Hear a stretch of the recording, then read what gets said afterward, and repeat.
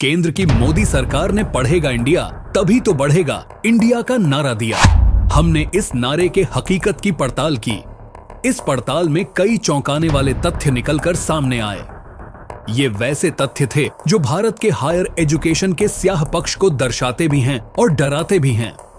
आखिर क्या होगा देश के आईआईटी, आईआईएम और सेंट्रल यूनिवर्सिटी का, क्योंकि देश के सेंट्रल यूनिवर्सिटी, आईआईटी और आईआईएम जैसी प्रतिष्ठित एजुकेशनल इंस्टीट्यूशन में भी एक दो नहीं बल्कि 11,000 शिक्षकों के पद खाली हैं।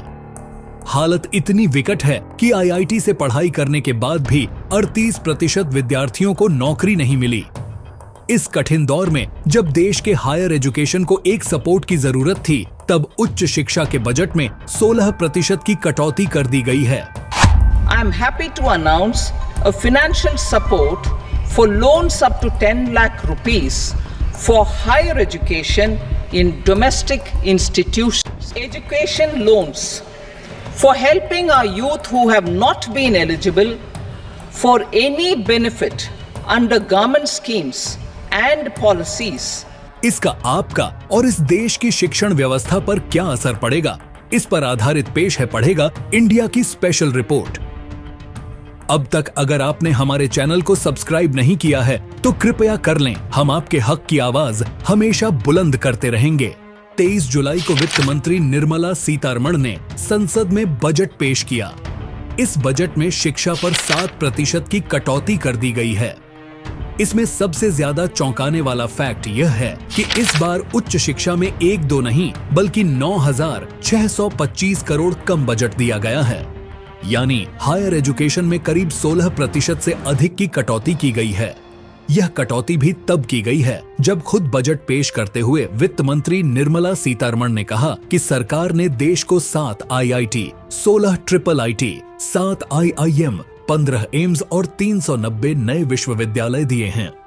A large number of institutions of higher learning, namely 7 IITs, 16 triple ITs, 7 IIMs, 15 AIMS and 390 universities have been set up.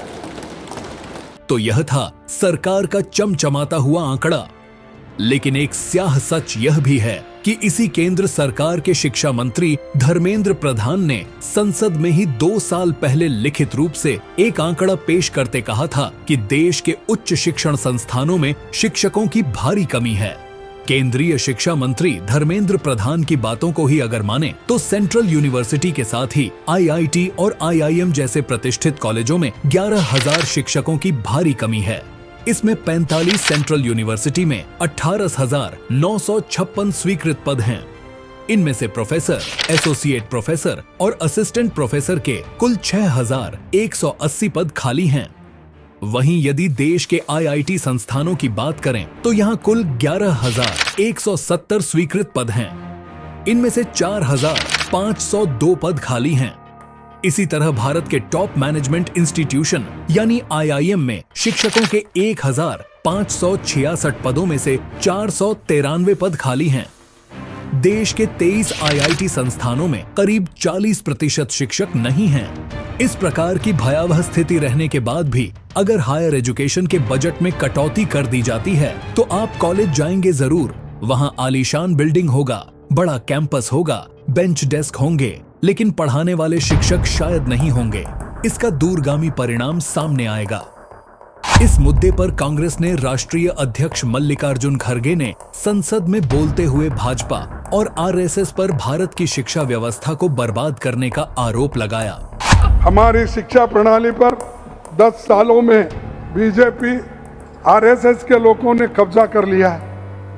Universities के vice chancellors, professors, NCERT, CBSE सब में आरएसएस का कब्जा है और अच्छे विचार वालों को वहां पर कोई जगह नहीं है। केंद्र सरकार ने शिक्षा को लेकर हतोत्साहित करने वाला एक और अजीबोगरीब फैसला लिया है।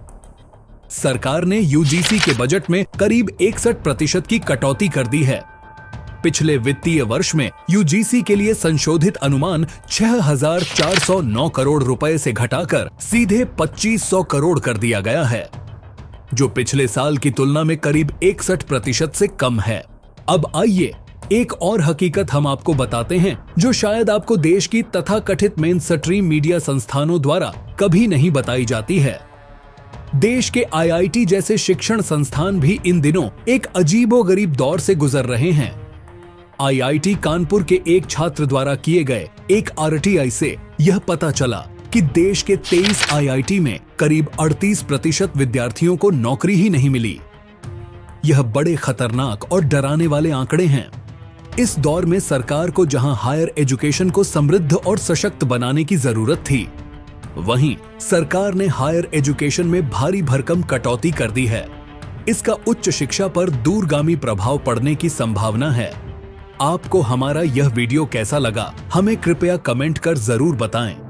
आप हमें आपसे जुड़े मुद्दे भी कमेंट कर बता सकते हैं। वीडियो को लाइक और सब्सक्राइब करना नहीं भूलें। नमस्कार।